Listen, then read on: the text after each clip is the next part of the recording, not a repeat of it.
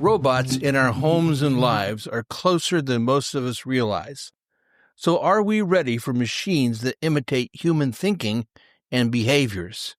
Hi, I'm Rex Rogers, and this is episode number 208 of Discerning What is Best, a podcast applying unchanging biblical principles in a rapidly changing world and a Christian worldview to current issues and everyday life. Robotics in 2025 is witnessing rapid advancements across various domains, including humanoid robots, soft robotics, and industrial automation. Robotic humanoid development is the field of robotics focused on creating robots that resemble and mimic human form, behavior, and capabilities.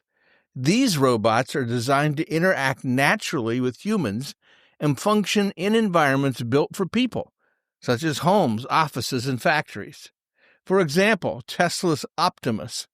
Tesla plans to deploy thousands of its humanoid robots Optimus in its factories by late 2025, aiming for an annual production of 1 million units by 2029.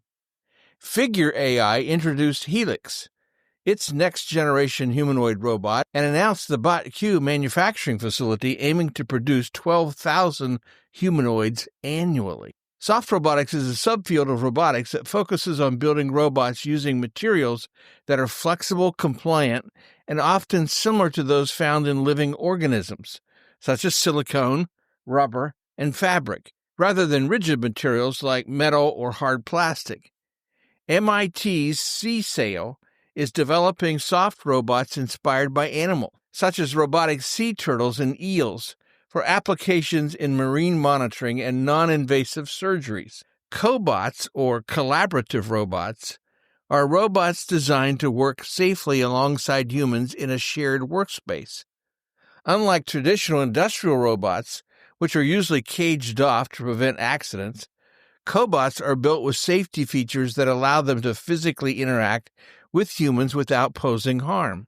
Robots are not just coming, they are here now, and soon will be more apparent in the everyday lives of not just Elon Musk, but the average citizen, meaning you and me. The question is, are we, the smart humans, ready for smart machines that imitate our learning, thinking, and decision-making? How does the Christian worldview suggest we respond?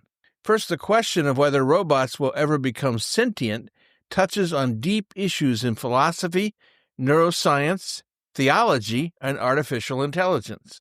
Sentience generally means the capacity to have subjective experiences, to feel, to be aware, or to have consciousness. It is distinct from intelligence or even human-level cognition.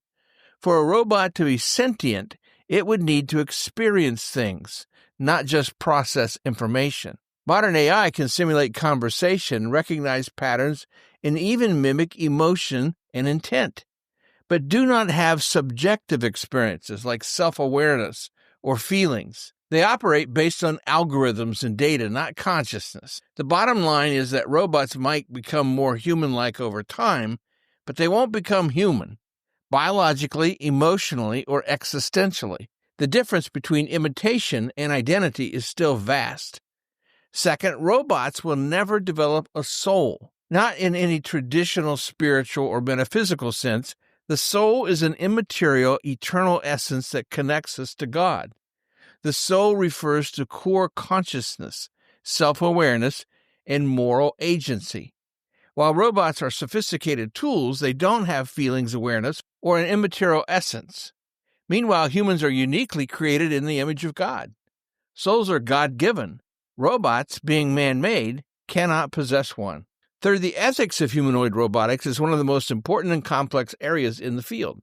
As humanoid robots grow more advanced and more human-like, the questions we face become less technical and more philosophical, legal, and social. Humanoid robots look human and may eventually act human. But do they deserve rights? Not in my book. If a robot behaves like a person, meaning talks, pleads, expresses pain, remember C-3PO? Should we treat it with respect?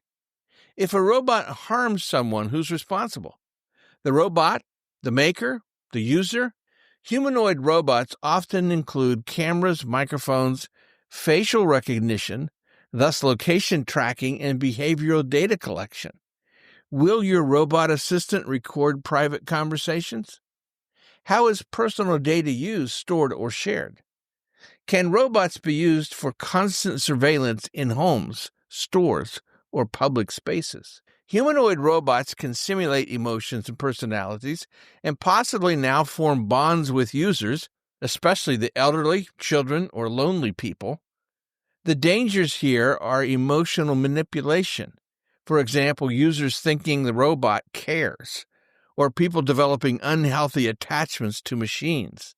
Think of the movie Her from 2013, wherein a man falls in love with an AI operating system named Samantha, voiced by Scarlett Johansson. There is also now a concern for violence, abuse, and what might be called moral decay. Studies show people often mistreat robots, hitting, yelling at, or testing them. The movie I, Robot 2004 features a future where robots serve humanity. A detective suspects a robot of murder, and there is widespread exploitation, robot servitude, disregard for their assumed autonomy or emerging self-awareness. Could repeated abuse of human-like machines lead to desensitization and more cruelty toward real human beings? As robots, especially humanoid and emotionally responsive ones, become more realistic, something that's happening rapidly, their use in human sexuality raises a mix of ethical, psychological, social, spiritual, and legal issues. The movie Ex Machina 2014 tells a story of a programmer invited to administer a Turing test, Can Robots Think?, to Ava, a humanoid robot with striking human features and advanced intelligence. The film involves seduction, manipulation, and ethics of creating a sentient machine.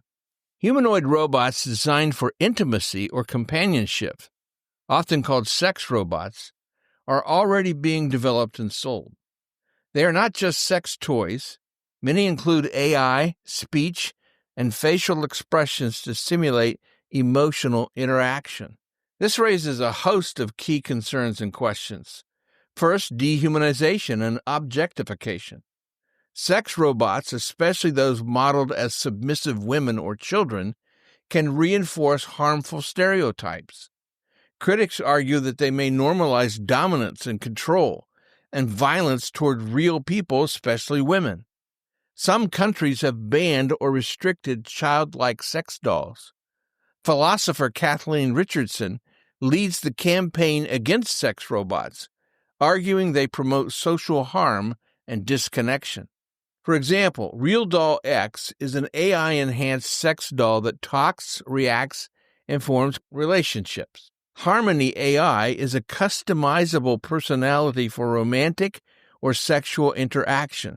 Robot companion apps are text-based companions that flirt, role-play, or simulate relationships. China is the major manufacturer of sex dolls and emerging AI sex robots.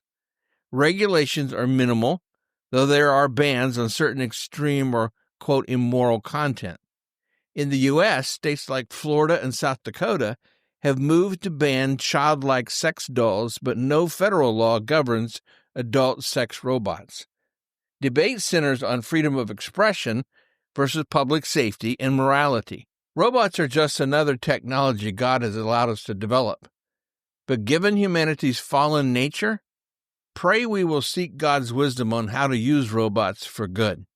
Well, we'll see you again soon. This podcast is about discerning what is best. If you find this thought-provoking and helpful, follow us on your favorite podcast platform and download an episode for your friends. And for more Christian commentary, check my website, REXM, as in Martin. It's rexmrogers.com. Or check my YouTube channel at Dr. Rex Rogers for more podcasts and video. And remember, it is for freedom that Christ has set us free. Stand firm.